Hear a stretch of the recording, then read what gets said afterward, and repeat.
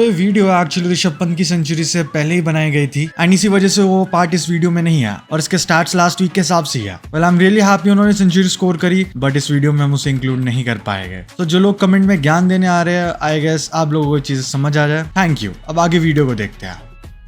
कभी कभी क्रिकेट में नाम से ज्यादा एक्सपेक्टेशंस का प्रेशर होता है एंड इसी चीज के सबसे लेटेस्ट एग्जांपल है ऋषभ पंत। एक टाइम था जब पंत को लोग MS धोनी का सक्सेसर बोल रहे थे, इंडियन टीम का future, left hand dynamite, clutch match winner और बहुत कुछ। एंड इवन IPL 2025 के ऑक्शन से पहले हर जगह बस यही बातें हो रही थी, भाई पंत कमबैक कर रहा है, ये तो सबसे ज्यादा में बिकेगा। बेसिकली उनकी हाइप बहुत नेक्स्ट लेवल थी एंड ऑक्शन से पहले social media, sports channel and even memes सब जगह सिर्फ एक ही सवाल था, आखिर कौन सी टीम ऋषभ पंत को खरीदने वाली है। और फिर आता है ऑक्शन का दिन, जिसके बाद हर जगह एक और सवाल उठ गया कि पंत 27 करोड़ के लायक भी है या नहीं, क्योंकि ये सिर्फ एक बाय नहीं था, ये एक स्टेटमेंट थी that Lucknow super giants is ready to break the bank, break the logic and the biggest risk of IPL era. और सभी लोग कंफ्यूज थे, शॉक थे एंड समवेयर एक्साइटेड भी थे, क्योंकि ये बात ऋषभ पंत की थी, लिटरली वो यंगस्टर जिनकी हाइप काफी सालों से नेक्स्ट लेवल रही है। बट इस सब के बाद जो हुआ वो शायद किसी ने भी एक्सपेक्ट नहीं किया था। एक तरफ 27 करोड़ का ब्लॉकबस्टर टैग, दूसरी तरफ वो परफॉर्मेंस जो हर मैच के बाद एक ही थॉट छोड़ के गया, is this really the Rishabh Pant we were waiting for? Although जो उनका प्रोफेशनल क्रिकेट में प्रॉपर कमबैक हुआ था वो IPL 2024 में हुआ था, लेकिन पंत का कमबैक सिर्फ एक इमोशनल स्टोरी नहीं थी। उन्होंने IPL 2024 में दिल्ली कैपिटल्स के लिए 446 रन बनाए with an average of 40.55 along with 3 half centuries. वो सीजन अपनी टीम के टॉप स्कोरर रहे और उनकी स्ट्राइक रेट थी 155.40 की, showing his solid return after a year long recovery from the unfortunate accident. उन्होंने कैप्टनसी भी वापस संभाली थी, लेकिन टीम ओवरऑल 6th प्लेस पर फिनिश कर दिया। But his performance ensured that he will be the part of T20 world cup right after the IPL, जहां वो इंडिया की वर्ल्ड कप विनिंग टीम में कंट्रीब्यूटर है। बट फिर सितंबर 2024 के आसपास एक न्यूज स्प्रेड होने लग गई that Rishabh Pant might leave Delhi Capitals and even ये भी रूमर्स थे कि उनका DC की मैनेजमेंट के साथ इक्वेशन काफी ऑफ चल रहा है। और जब ऑक्शन से पहले उनका नाम रिलीज लिस्ट में आया तब सभी लोग स्टन रह गए। एंड इफ यू वांट कि हम उनके कमबैक के ऊपर एक प्रॉपर डेडिकेटेड वीडियो बनाए जिसमें हम बताएंगे कि कैसे उन्होंने इतने खतरनाक एक्सीडेंट के बाद भी रिकवर किया और क्रिकेट में अपना नाम फिर से बनाया, then comment down comeback of Rishabh Pant. We will try our best to make this video as soon as possible। Well इस वीडियो में हम इसी बारे में बात करने वाले हैं कि सही में ऋषभ पंत पे जो 27 करोड़ लगे हैं वो वर्थ इट थे या फिर ये LSG के लिए एक बहुत बड़ा स्कैम साबित हुआ है। जैसे कि आपको पता है कि IPL ऑलमोस्ट खत्म होने वाला है and final is very near. तो अगर आप IPL को सिर्फ देखना नहीं एंजॉय भी करना चाहते हो तो प्ले करो गैमडॉम पर, क्योंकि यहाँ पर मिलते हैं आपको सबसे बेस्ट ऑड्स। और सिर्फ IPL ही नहीं, यहाँ पर आपको मिलते हैं 3000 से ज्यादा गेम्स और सारे sports and esports and even इनका सपोर्ट और विड्रॉल सिस्टम भी काफी अच्छा और फास्ट है, जहां आप क्रिप्टो के साथ INR करेंसी पेमेंट मोड को भी यूज कर सकते हो। तो इस बार IPL को सिर्फ देखो ही मत, उसको एंजॉय भी करो। सबसे सिक्योर, रिलायबल और बेस्ट प्लेटफॉर्म गैमडॉम पर। और मेरा प्रोमो कोड CRICKEDDICT10 यूज करना मत भूलना, जिससे मिलेगा आपको extra bonus. Link pin comment में मिल जाएगा, जाओ जाकर प्ले करो और एंजॉय करो। वेल टू क्लियर दिस, ये फ्रॉड और स्कैम वाले टर्म्स मैं क्लेम नहीं कर रहा हूँ। दिस इज समथिंग जो कि all over the social media discuss हो रहा है, so I have no intentions to call him that. Now coming back to this, और फिर आता है ऑक्शन का दिन 26 नवंबर 2024। अब अगर मैं उस पर्टिकुलर ऑक्शन की बात करूँ तो ये वाला ऑक्शन एक मेगा ऑक्शन होने वाला था, यानी कि रिलीज लिस्ट में काफी बड़े प्लेयर्स भी थे, जैसे Shreyas Iyer, Rishabh Pant, Mohammed Siraj, Mohammed Shami, Mitchell Starc, Yuzvendra Chahal, Trent Boult and many more. हर जगह यही स्पेकुलेट हो रहा था कि प्रोबेबली कोई इंडियन प्लेयर ही होगा जिसके लिए हाईएस्ट बिड जाएगी एंड मोस्ट प्रोबेबली वही उस टीम का कैप्टन होगा। एंड ऑनेस्टली स्पीकिंग मुझे श्रेयस अय्यर की ज्यादा गट फीलिंग थी, because he literally made KKR 1 2024 title and kind of हुआ भी ऐसा ही। ऑक्शन के दिन सबसे पहले श्रेयस अय्यर ने हेडलाइंस बनाई जब पंजाब किंग्स ने उन्हें 26.75 करोड़ में खरीदा एंड वो उस पॉइंट पर IPL हिस्ट्री के सबसे महंगे प्लेयर बन गए। वेल हमने श्रेयस अय्यर के ऊपर एक डेडिकेटेड वीडियो बना रखा है, अगर आपको वीडियो देखना है आप आई बटन पर क्लिक कर सकते हो, वरना लिंक डिस्क्रिप्शन में मिल जाएगा। अब श्रेयस अय्यर की इतनी खतरनाक बिड के बाद बस आधा ही घंटा हुआ था और फिर आता है ऋषभ पंत का नाम और सब कुछ वहां पर बदल गया। Literally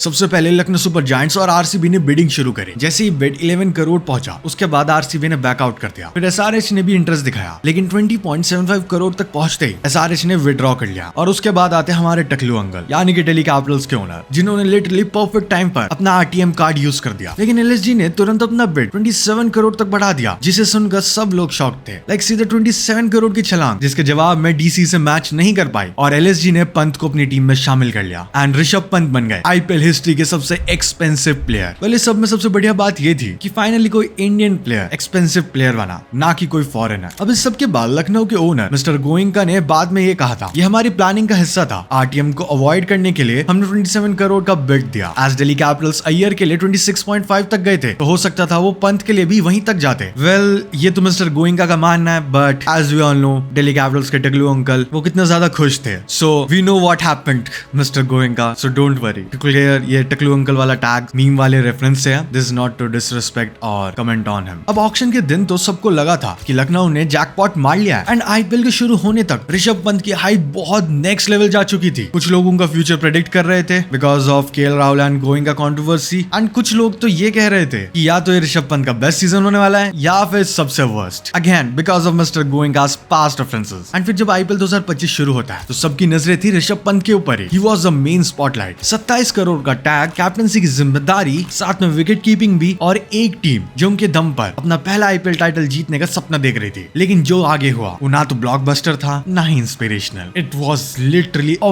very very big flop. ये पंत की लाइफ का एक ऐसा चैप्टर बन गया जो शायद खुद ऋषभ और लखनऊ सुपर जायंट्स हमेशा के लिए भुलाना चाहेंगे. इस सीजन की शुरुआत से पहले पंत का बैट काफी ठंडा रहा. मैं जब इस वीडियो को रिकॉर्ड कर रहा हूँ, आई नो ये वीडियो शायद आईपीएल के एंड में आएगी, बट जब मैं इस वीडियो को रिकॉर्ड कर रहा हूँ तो उन्होंने 11 मैचेस में सिर्फ 128 रन ही बनाया विद बैटिंग एवरेज ऑफ 12.80 और उनका स्ट्राइक रेट 99.22 का था. वेल शायद बचे हुए 3 मैचेस में अच्छा वो परफॉर्म करे, बट जब मैं रिकॉर्ड कर रहा हूँ तो उनके स्टैट्स इतने ही है. वेल ये नंबर सिर्फ स्टैट्स नहीं थे, ये एक वेकअप कॉल था, एक साइलेंट अलार्म सिस्टम जो हर फैन, हर एनालिस्ट के दिमाग में बजना चाहिए था कि जिस प्लेयर का प्राइस 27 करोड़ लिखा गया उसका इम्पैक्ट स्कोर कार्ड पर विजिबल ही नहीं था. और जब हम बात करते हैं 34 प्लेयर्स की जिन्होंने सीजन में कम से कम 10 इनिंग्स खेल लिया, तो पंत का नाम आता है सबसे नीचे. Lowest average, lowest strike rate. जहां मेजॉरिटी प्लेयर्स का स्ट्राइक रेट 140 के ऊपर का था, वहीं पंत 100 के भी अंदर स्ट्रगल कर रहे थे. सीजन का पहला मैच था दिल्ली कैपिटल्स के खिलाफ, यानी कि ऋषभ पंत की पुरानी टीम. सबको लगा था कि यहाँ पंत अपना जलवा जरूर दिखाएंगे और रिवेंज लेंगे और शो करेंगे अपनी पुरानी टीम को कि देखो तुमने क्या खोया. लेकिन फिर हुआ क्या? अ 6 बॉल टक एंड बैक टू पवेलियन. फिर अगले मैच में सनराइजर्स हैदराबाद के खिलाफ उन्होंने 15 रन बनाए, लेकिन वो भी 15 ही बॉल्स में. And the question here was, वो एक्सप्लोसिव पंत कहां गए? वो पंत जिनकी हर जगह हाइप होती थी, जो लिटरली मैचेस जिता देते थे एंड मैचेस को एक तरफा कर देते थे, वो कहां है? पंजाब किंग्स और एमआई के खिलाफ बैक टू बैक मैचेस में उन्होंने 2 रन बनाए. पंजाब के खिलाफ 5 बॉल में और एमआई के खिलाफ 6 बॉल. 27 अप्रैल को एमआई के खिलाफ मैच में उन्होंने विल जैक्स के बॉल पर रिवर्स स्वीप खेलने की कोशिश करी, one of his iconic shot, but वो सीधा शॉट थर्ड के हाथों में ही बॉल दे देते हैं एंड आउट. और एक ही सीजन में 6 सिंगल डिजिट स्कोर्स. ये वही पंत थे जिसका 2018 में 684 रन्स का धमाका हम सबको याद है. One of the season that literally made everyone to notice him. अब इस सीजन में एक हाईलाइट जरूर थी, चेन्नई सुपर किंग्स के खिलाफ 63 रन्स, जो कि उनकी इस सीजन की इकलौती हाफ सेंचुरी थी. लेकिन ये भी 49 बॉल्स में आई थी, वो भी तब जब टीम को मिडिल ओवर्स में एक्सीलरेशन की नीड थी. और उनके बाकी के रिमेनिंग मैचेस के स्कोर ये रहे: राजस्थान के खिलाफ 3 रन, दिल्ली के खिलाफ डक, दिल्ली के खिलाफ एक और डक, पंजाब के खिलाफ 18 रन. जिनकी टीम के बारे में बात करते हुए पंत ने खुद एक इंटरव्यू में कहा था कि उन्हें डर लगता है. जब आप पब्लिक प्लेटफॉर्म पर ऐसे स्टेटमेंट देते हो तो ऑब्वियसली नेचुरली एक्सपेक्टेशंस यही होती है कि जब उनके अगेंस्ट आपको खेलने का मौका मिले तो परफॉर्मेंस भी स्टेटमेंट की तरह तीखी आए. लेकिन यहाँ ना गेम जीता ना ईगो, और परफॉर्मेंस एक और बिलो पार नॉक जो उनके 27 करोड़ के टैग से बिल्कुल मैच नहीं करता. पंत की कैप्टनसी भी उनके बैट की तरह स्ट्रगल करती दिखी. लखनऊ सुपर जायंट्स के ओनर संजीव गोयनका ने इस सीजन शुरू होने से पहले ही कहा था पंत का नाम कुछ सालों में रोहित शर्मा और एमएस धोनी के साथ लिया जाएगा. लेकिन सीजन में पंत का लीडरशिप, ना ही स्ट्रैटेजी ने दम दिखाया, ना ही टीम को एकजुट रख पाए. बॉलिंग चेंजेस कई बार काफी वियर्ड थे. फील्ड प्लेसमेंट से बॉलिंग प्रेडिक्टेबल रही. पंत का अप्रोच काफी रिएक्टिव था, प्रोएक्टिव नहीं. जब सामने वाली टीम प्रेशर में होती थी, पंत उसका फायदा उठाने के बजाय काफी डिफेंसिव माइंडसेट से खेलने लगते थे. टीम के की प्लेयर्स जैसे मयंक यादव और मोहसिन खान इंजरीज से आउट रहे, जो कि शायद टीम में होते तो काफी अच्छा परफॉर्म कर पाते, खासकर की बॉलिंग यूनिट. लेकिन पंत इन प्लेयर्स के बैकअप को कॉन्फिडेंस देने में कामयाब नहीं रहे. पंत की कैप्टनसी में जो उनका सबसे बड़ा टॉप ब्लंडर रहा वो था अगेंस्ट सीएसके, जब उन्होंने रवि बिश्नोई का ओवर होते हुए भी एमएस धोनी के अगेंस्ट बॉलिंग नहीं दी, जो स्पिन के अगेंस्ट लिटरली उस टाइम पर स्ट्रगल कर रहे थे. And it resulted in LSG's loss. अब इस लखनऊ की टीम में एक और कॉस्टली प्लेयर थे. 21 करोड़ में रिटेन निकोलस पूरन, जो टीम का एक और बड़ा नाम थे. And he started the season with a bang. Almost mid season तक ऑरेंज कैप की रेस में वो बहुत आगे थे, the strike rate of 200+. But season के ही बीच में वो अपनी फॉर्म खो बैठे, और जब पूरन के बैट से रन रुक गए तो एलएसजी का बैटिंग ऑर्डर पूरे तरीके से बिखर गया. And literally it was a major batting failure for LSG. और इस फेस में पंत और पूरन दोनों के फेलियर्स ने एलएसजी को ऐसे धकेल दिया कि टीम सीजन में प्लेऑफ से दूर होती गई, और फैंस ने एक्सपेक्टेशंस भी अपनी तरफ से दूर कर दी. And to update, LSG qualify नहीं कर पाई. एंड अभी जब मैं फिर से इस पार्ट को रिकॉर्ड कर रहा हूँ तो वो 6th पोजीशन पर है 13 मैचेस खेलकर. इट्स एक्चुअली क्लियर वो 5th पोजीशन पर भी नहीं जाने वाले. So they ended this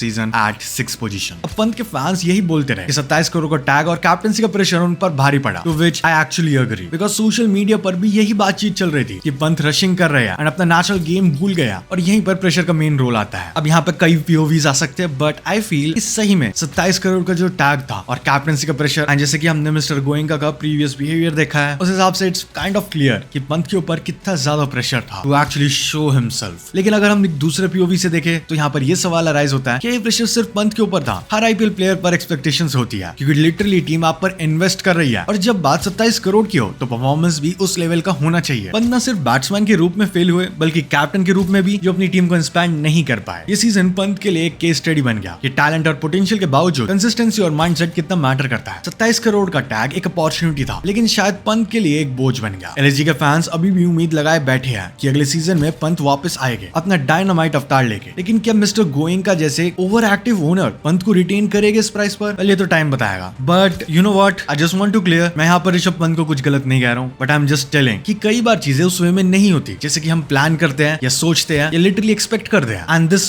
whole season for Pant is the biggest example for this thing. After all he is an Indian player. I don't want to say any bad thing about him और demotivate him, because आगे वो India के लिए काफी अच्छा perform करने वाला है। आई होप वो इंग्लैंड वाली सीरीज में काफी अच्छा परफॉर्म करे। All the best to him and the whole Indian team, और इस खराब सीजन को एक नाइटमेयर की तरह भुला दे, because that's the only option. Well that's it for this video. अगर ये जानना है कि अंबती रायडू ने अपनी रेपुटेशन कैसे रूइन करी तो यहाँ पर क्लिक करो। अगर दिल्ली कैपिटल्स के 2020 के उस कैंपेन के बारे में जानना है तो यहाँ पर क्लिक करो, और मुझे इंस्टाग्राम पर फॉलो करना मत भूलना। Thanks for watching.